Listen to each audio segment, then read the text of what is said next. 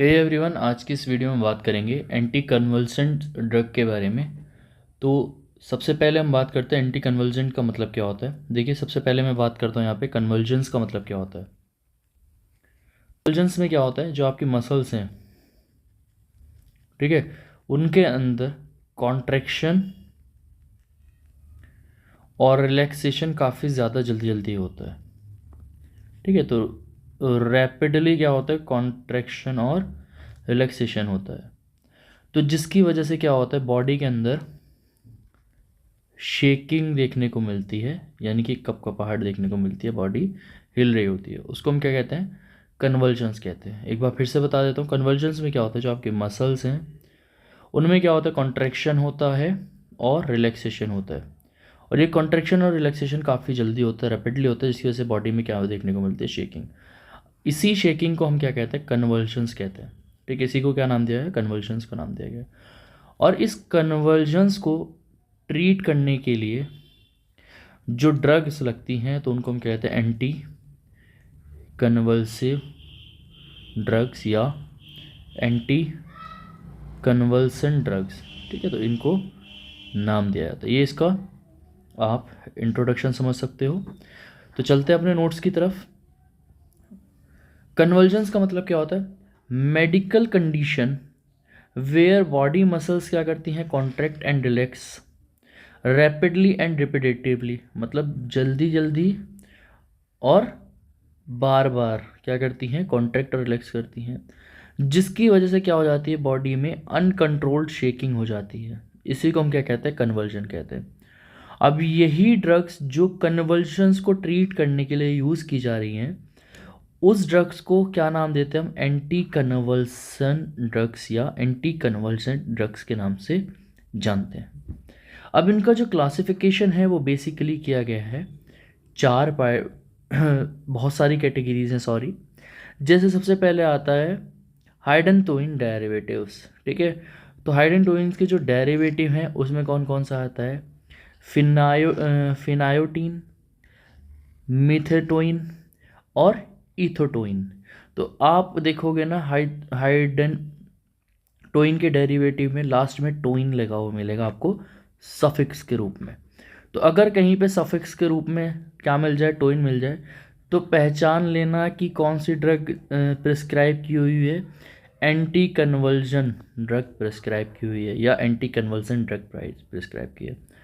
Barbiturates हमने कहाँ पढ़ा था, अभी पहले ही हमने प्रीवियस लेक्चर में पढ़ा था। ये कहाँ पे यूज़ की जाती हैं, सेडेटिव में यूज़ की जाती है और साथ साथ हिप्नोटिक्स में यूज़ की जाती है ना।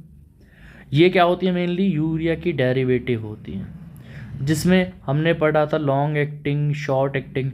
तो इसमें कौन कौन सी आ जाती है, यहाँ पे फिनो बारबिटोन यूज़ की जाती है और प्राइमीडोम यूज़ की जाती है। ठीक है, ये कैसे हिप्नोटिक्स होती है ना, मतलब जो एक्टिविटी है नर्वस सिस्टम की उसको कम करती हैं। जब नर्वस सिस्टम की एक्टिविटी कम हो जाएगी तो जो आपकी शेकनिंग है या मसल्स का कॉन्ट्रैक्शन रिलैक्सेशन है वो कम हो जाएगा, जिसकी वजह से क्या होगा, कन्वल्शंस कम हो जाएंगे। इसके बाद है गाबा ट्रांस एमिनेज इनहिबिटर। तो गाबा ट्रांस एमिनेज इनहिबिटर का मतलब क्या है, जो गाबा का डाइजेशन करता है। ठीक है, तो यहाँ पे जब इस ट्रांस एमिनेज का हम इनहिबिट कर देंगे तो गाबा का अमाउंट क्या हो जाएगा, इंक्रीज हो जाएगा, जिसकी वजह से जो आपका न्यूरोट्रांसमीटर या एसिटाइलकोलिन है वो कम हो जाएगा, और जिसकी वजह से क्या होगा, आपका जो शेकनिंग वगैरह है वो कम हो जाएगी। इसके एग्जाम्पल कौन सा आता है, सोडियम वाल्पोरेट होता है और विजाबार्टिन होता है, ये इसके एग्जाम्पल्स हैं या ड्रग्स हैं। गाबा एगोनिस्ट, गाबा की तरह वर्क करने वाले, ठीक है, जो गाबा की तरह वर्क करता है। एंटागोनिस्ट होता है जो अपोजिट वर्क करता है। तो गाबा के एगोनिस्ट कौन सा दिया जाएगा, गाबा पेंटीन। ठीक है, तो जो गाबा की तरह वर्क करेगा और कन्वर्जेंस को रोकेगा। बेंजोडाइजापीन, ये भी कहाँ पढ़ा था हमने, प्रीवियस लेक्चर में सिडेटिव एंड हिप्नोटिक्स में पढ़ा था।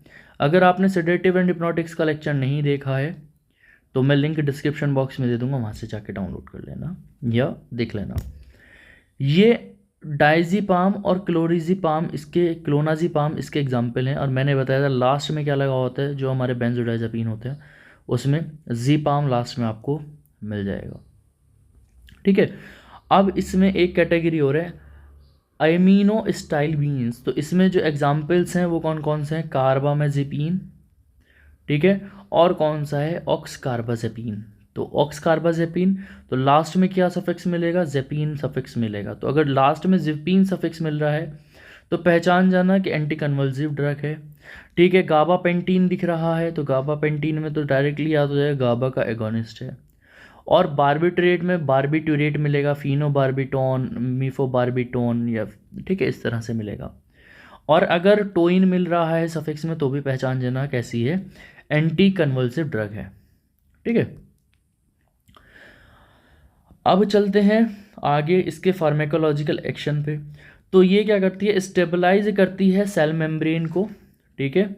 और क्या करती है, जो एबनॉर्मल इलेक्ट्रिक इम्पल्सेस कैरी हो रही थी, ठीक है, कहाँ से कैरी होती हैं, सेरिब्रल कॉर्टेक्स, तो उसको क्या करती हैं, सुप्रेस कर देती हैं। अभी इसीलिए हमने जो CNS सुप्रेसेंट हैं, कौन कौन सी CNS सुप्रेसेंट, बेंजोडायजापीन और बारबिटोन्स, ये हिप्नोटिक्स होती हैं और ये जस्ट CNS का रिप्रेजेंट करने वाली होती हैं। तो इसीलिए हमने यहाँ पे वर्क किया, इनका यूज़ किया कि ये क्या करेंगी, सेरिब्रल कॉर्टेक्स को डिप्रेस कर देंगी, जिसकी वजह से जो इलेक्ट्रिक इम्पल्सेस एबनॉर्मल ट्रांसमिट हो रही थी वो ट्रांसमिट नहीं होंगी। और मेनली किस पे वर्क करती हैं, गाबा रिसेप्टर पे, जैसे गाबा की एगोनिस्ट थी। सोडियम और कैल्शियम चैनल्स पे ये वर्क करती हैं, ठीक है। तो ये यहाँ पे ध्यान रखिएगा इसका फार्मेकोलॉजिकल एक्शन। अब बात करते हैं इंडिकेशन, मतलब कहाँ कहाँ पे इनका यूज़ कहाँ किया जाता है। तो यूज़ कहाँ किया जाता है, एपिलेप्सी में, डिफरेंट टाइप के मिर्गी के दौरे वगैरह। और जनरलाइज में कहाँ किया जाता है, देखिए पैरा जो हमारा सीजर्स हैं वो डिफरेंट टाइप के हैं, जनरल सीजर होता है, पार्शियल सीजर होता है, स्टेटस सीजर होता है। तो उस टाइम पे भी इनका यूज़ किया जाता है, तो सीजर में इनको यूज़ किया जाता है, ठीक है।